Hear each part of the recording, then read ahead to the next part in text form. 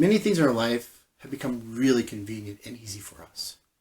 I can remember back in the day going to the DMV and trying to get a new license. I waited for hours, just frustrating, to get the license. Last time I got my license just a couple months ago, I did a form online and it was sent to me. Never left my house. Or try to go to your favorite restaurant for Saturday night dinner with your family and having to wait in line because you had to wait for a table to open up. Now I can use my phone, order the meal, have it sent to our house. Again, super convenient and easy. All the frustration's gone. It's a wonderful reality. But there's another reality out there, which is much darker. It's not customer focused. And when you run into it, you know it. There's a world that's far darker, where the customer doesn't come first. You don't know what you're going to have to pay. You can't have things at the touch of your fingertips. If you ever had to pay a healthcare bill, you know what I'm talking about. So join me as we start our journey into the Healthcare Twilight Zone.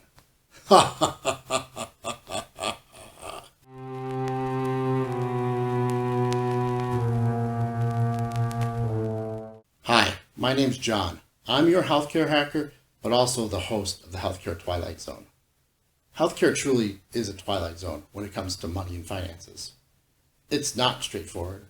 It doesn't work like any other part of our economy or world. And we as consumers kind of left behind. We're not the focus. We've got big companies, insurance companies, providers, and we're often stuck in the middle. So the purpose of the Healthcare Twilight Zone is to share with you stories about some of the ridiculousness of healthcare and the struggles so that hopefully we can shed a light on it and maybe start to change the system. In today's episode, I want to talk about my own personal experience with the Healthcare Twilight Zone. These are things I've struggled with. The first one has to do with the denial. Now, imagine a scenario where you bought a house. You took out a loan, you paid for it, you moved in, you closed, you've been in it for 18 months. And then you get a letter in the mail saying, sorry, you owe $100,000. Your bank has decided that we're not going to actually finance a loan. We made a mistake. You might lose your house. It might be devastating. You can't imagine that actually happening in the real world with a house. But in the Healthcare Twilight Zone, I've had it happen to me. My daughter had a heart surgery when she was very young. Surgery was successful, had great insurance, but 18 months after the surgery, I got a call from a collection agency saying I owe $110,000 and because the claim was denied. Basically, the provider made a mistake on a simple number on a claim. How can that work? How does that could not be acceptable in any other industry except for the Healthcare Twilight Zone.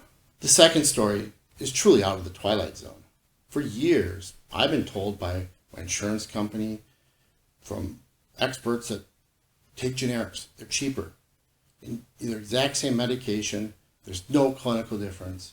Save money for me, health insurance, my employer, by taking that generic drug. Well, that's great, and that's what I do. It's about 2 years ago, when my insurance company said the drug I've been taking for 10 years, they'll no longer cover the generic. I have to take the brand name. Why? I called them and asked, why would you do this? Is the brand name better for me? No. Is there any clinical difference? No. Why did I take multiple drugs? Why was this the only drug that I have to take the brand name for? I was really curious. Well, it turns out it has to do with rebates. For this drug, the manufacturer gives a rebate to the insurance company for every time one of their members uses it. So, not customer friendly, not saving me money, actually costing me more money because I have a high deductible plan.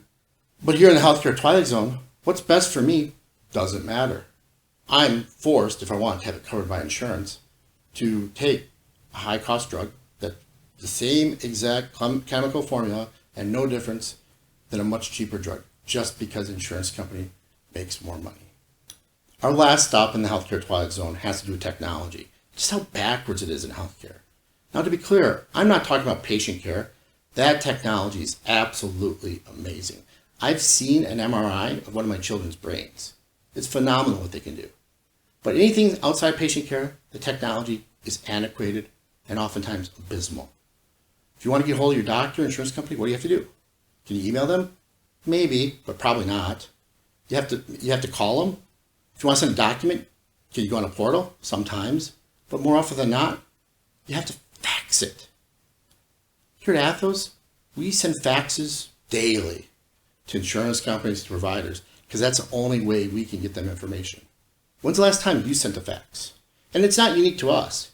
The same thing would apply to you as a member. It's an incredibly dated system, and it doesn't exist anywhere else in our world except the U.S. healthcare system. It must make up 95% of all faxes that we send, if not more. It's absolutely incredible. It shouldn't be this way, but here in the Healthcare Twilight Zone, the other reality doesn't apply. It's based on how it's been done for years and how it's going to continue to be done. It's not focused on you, and it's very difficult to navigate. While I have more stories from the Healthcare Twilight Zone, I'm going to stop here for today. If you have any questions about this episodes or your own stories from the Healthcare Twilight Zone, please leave them in the description below. We'd love to hear from you. Also, if you thought this video was good, like it, and follow Athos Health on your favorite social media platform. We're on them all. And it's really important. We're trying to get our message out there. We're trying to help employees, consumers, navigate the healthcare system in our own little way. And the best way you can help us is to feed the algorithm and get our message out. And as always, make sure you get the facts in the next episode of Healthcare Hacks.